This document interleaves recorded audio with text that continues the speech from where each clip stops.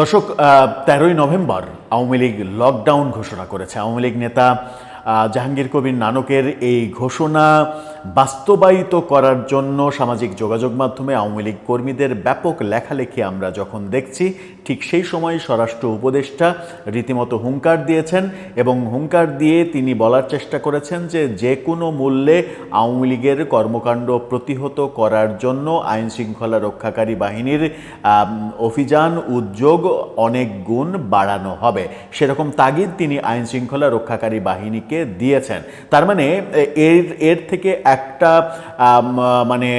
Signal আমরা পাই যে পুলিশের ব্যাপক অভিযান শুরু করার নির্দেশ দিয়েছেন আওয়ামী লীগের নেতাকর্মীদের গ্রেপ্তার করা এবং তাদেরকে জেলে ভরা, যেন তারা কোনো ধরনের কোনো বড় শোডাউন করতে ব্যর্থ হয়। সেরকম মুহূর্তে আমরা দেখলাম যে আওয়ামী লীগের নেতাকর্মীদের গ্রেপ্তার অভিযান চলছে। গত 3-4 দিনে ছাত্রলীগের 2 ভাইস প্রেসিডেন্টকে গ্রেপ্তার করা হয়েছে। আজকে একজন উপজেলা চেয়ারম্যানকে, সাবেক উপজেলা চেয়ারম্যান, মহিলা চেয়ারম্যান, একজন নারী যিনি উপজেলা চেয়ারম্যান ছিলেন, তাকে গ্রেপ্তার করা হয়েছে। এরই মাঝে একজন পুলিশের হাতে গ্রেপ্তার হওয়ার পরে এক নেতা, তাকে পুলিশের হাত থেকে আওয়ামী লীগ কর্মীরা ছিনতাই করে নিয়ে চলে গেছে। এরকম চাঞ্চল্যকর খবরও আমরা পাচ্ছি এই আজকের দিনেই। একই দিনে অনেকগুলো খবর আওয়ামী লীগকে কেন্দ্রিক যখন পাচ্ছি, তখন স্বরাষ্ট্র উপদেষ্টার এই বক্তব্য খুবই সিগনিফিক্যান্ট বলেই মনে হচ্ছে। পুলিশের অভিযান কি ব্যাপক হতে চলেছে এবং সেটা কি যৌথ বাহিনীর অভিযান হবে? একটু বুঝে ওঠার চেষ্টা করব এই ভিডিওতে। থাকবেন পলিটিক্স টিভির নিয়মিত আয়োজনে।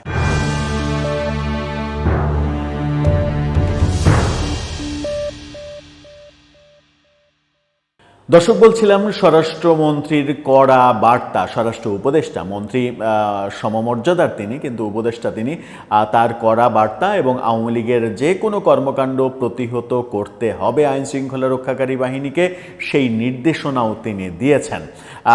যখন কি না আওয়ামী লীগ 13 তারিখে লকডাউন ঘোষণা করেছে, 10 তারিখ থেকে 13 তারিখ 12 তারিখ পর্যন্ত, 10, 11, 12, 3 দিন জাহাঙ্গীর কবির নানকের ভাষায় জেলা উপজেলায় বিভিন্ন ধরনের মিছিল, মিটিং এগুলো তারা করতে চায় এবং 13 তারিখে রাজধানী ঢাকা অচল করে দিতে চায় তারা। লকডাউন মানে লকডাউন, যেটা করোনার সময়, করোনা যখন প্রথম আক্রমণ করলো বিশ্বের বিভিন্ন দেশে, সেই লকডাউনের ঘটনাটা আমরা প্রথমবারের মতো দেখতে পেলাম এবং সেই ঘটনাটা বাংলাদেশেও ঘটলো। বহুদিন লকডাউন থাকলো। লকডাউন মানে সব কিছু বন্ধ, একেবারে জরুরি সেবা ছাড়া সব কিছু বন্ধ। এই ব্যাপারগুলো, এই শব্দটা নিয়ে যখন আওয়ামী লীগ একটা কর্মসূচি ঘোষণা করলো এবং আওয়ামী লীগের নেতাকর্মীদের ভাবমূর্তি দেখে মনে হচ্ছে যে জাহাঙ্গীর কবির নানকের এই ঘোষণাটাই শেখ হাসিনার ঘোষণা হিসেবে তারা গ্রহণ করেছে। তার মানে হচ্ছে যে তারা উঠে পড়ে লাগবে যে এই ঘোষণা বাস্তবায়ন করার জন্য। এদিকে স্বরাষ্ট্র উপদেষ্টাও সিগন্যালটা দিয়ে দিয়েছেন পুলিশের ওপরে যে এই যে কোনো কর্মকাণ্ড প্রতিহত করতে হবে যে কোনো মূল্যে। কি বলছেন তিনি? নিউজ 24-এর শিরোনামটা দেখলেই বুঝতে পারবেন। সেখানে তিনি বলছেন, আওয়ামী লীগের কর্মসূচি প্রতিহতে কঠোর নির্দেশ দেয়া হয়েছে স্বরাষ্ট্র উপদেষ্টা। কার্যক্রম নিষিদ্ধ আওয়ামী লীগের ডাকা কর্মসূচি একেবারে স্পেসিফিক। আওয়ামী লীগ যে কর্মসূচি ডেকেছে সেটা একেবারে মিন করেই তিনি বলছেন যে সেই কর্মসূচি প্রতিহত করতে আইন শৃঙ্খলা রক্ষাকারী বাহিনীকে কঠোর নির্দেশ দেওয়া হয়েছে, এমন মন্তব্য করেছেন স্বরাষ্ট্র উপদেষ্টা। গাজীপুরে আইন শৃঙ্খলা বাহিনীর সদস্যদের সঙ্গে মত বিনিময় সভায় তিনি এই মন্তব্য করেন। তিনি বলেছেন, জামিনে মুক্তি পাওয়া আওয়ামী লীগ নেতাকর্মীরা যদি কোনো অপরাধে জড়ায় তাহলে তাদের বিরুদ্ধে আরও কঠোর ব্যবস্থা নেওয়া হবে।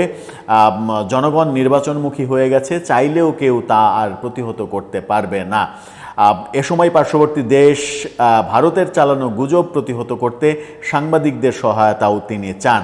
এই ঘটনা যখন আমরা দেখছি, অর্থাৎ ভারতকে দোষারোপ করা হচ্ছে এবং আওয়ামী লীগের কর্মকাণ্ড প্রতিহতের ঘোষণা দেওয়া হচ্ছে, এই ঘটনা যখন দেখছি তখন আমরা দেখছি সময় টেলিভিশনের শিরোনামটা দেখলেই বুঝতে পারবেন। সেখানে বলা হচ্ছে, সাবেক উপজেলা চেয়ারম্যান জান্নাতুল সহ গ্রেপ্তার 7।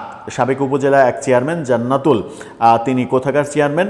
নেত্রকোনা দুর্গাপুর উপজেলা পরিষদের সাবেক চেয়ারম্যান জান্নাতুল ফেরদৌস ঝুমা সহ কার্যক্রম নিষিদ্ধ আওয়ামী লীগ ও সহযোগী সংগঠনের 7 নেতাকর্মীকে গ্রেপ্তার করেছে আজকে গোয়েন্দা পুলিশ। এই খবর যখন দেখছি তখন আরও মারাত্মক খবর হচ্ছে, দেশ টেলিভিশনের এই ফটোকার্ডটা দেখলেই বুঝতে পারবেন আপনারা। সেখানে বলা হচ্ছে গ্রেপ্তার যুবলীগ নেতাকে পুলিশের কাছ থেকে ছিনিয়ে নিয়ে গেল সমর্থকরা।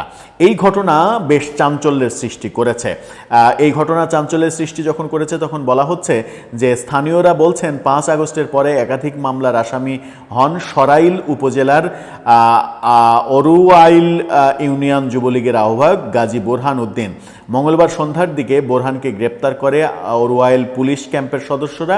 গ্রেপ্তারের পর তাকে ক্যাম্পে নিয়ে আসলে সেখানে জড়ো হন বোরহানের ভাই গাজী গিয়াসউদ্দিন সহ তার গোষ্ঠীর অন্তত 150-200 লোকজন। এ সময় তারা তাকে ছেড়ে দিতে চাপ প্রয়োগ করে। পরে পুলিশ রাতে গাজী বোরহান উদ্দিনকে 2টি সিএনজি চালিত অটো রিকশাতে করে সরাইল থানার উদ্দেশ্যে নেওয়ার সময় সেই বহরে হামলা করা হয় এবং এ সময় ছিনিয়ে নেওয়া হয় যুবলীগ নেতা বোরহানকে। এই ঘটনায় এলাকায় উত্তেজনা তৈরি হয়েছে। সরাইল সার্কেলের অতিরিক্ত পুলিশ সুপার জাহাঙ্গীর আলম তিনি জানিয়েছেন এই ঘটনায় একটা মামলা হয়েছে, ছিনিয়ে নেওয়া আসামিকে গ্রেপ্তারে অভিযান চলছে। তার মানে যখন পুলিশ ব্যাপক ব্রাহ্মণবাড়িয়ায় এই ঘটনাটা ঘটেছে, ব্রাহ্মণবাড়িয়ায় এই মানে গ্রেপ্তারকৃত তাদের যুবলীগের নেতাকে যখন ছিনিয়ে নেওয়ার ঘটনা ঘটলো, এই ঘটনা একটা সিগন্যাল দেয় যে আওয়ামী লীগ এখন অনেক কিছুই নিয়মের বাইরে করতে চাইবে। অর্থাৎ তারা গ্রেপ্তার কাউকে করলেও তাকে ছাড়বে না, এরকমভাবে ছিনিয়ে নেওয়ার ঘটনা যদি মানে এই ব্যাপারটা যদি সারা দেশে স্প্রেড করে তাহলে আইনশৃঙ্খলা পরিস্থিতি মানে নিয়ন্ত্রণ করতে পুলিশকে বেগ পেতে হবে। যখন স্বরাষ্ট্র উপদেষ্টা পুলিশকে নির্দেশ দিচ্ছেন আওয়ামী লীগের যে কোনো কর্মসূচি প্রতিহত করতে হবে, অর্থাৎ আওয়ামী লীগকে কোনো কর্মসূচি করতে তিনি দেবেন না, সরকার দিতে চান না।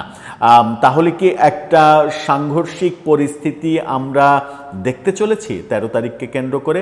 সেরকম পরিস্থিতির দিকে যাচ্ছে দেশ, যদিও আমরা কোনোভাবেই প্রত্যাশা করি না যে কোনো কর্মকাণ্ডে, রাজনৈতিক কর্মকাণ্ড কিংবা সরকারের কোনো পদক্ষেপের মাধ্যমে দেশে একটা সহিংসতার পরিবেশ তৈরি হোক। আমরা চাই, আমরা নিরাপদে বাস করতে চাই, দুবেলা দুমুঠো খেয়ে পরে বেঁচে থাকতে চাই। সাধারণ মানুষের ভাষ্য মূলত সেটাই। দর্শক আপনার কি ভাবনা? শেষ পর্যন্ত এই যে 3টা ঘটনার কথা বললাম, এই ঘটনাগুলো আপনাকে কি সিগন্যাল দেয়?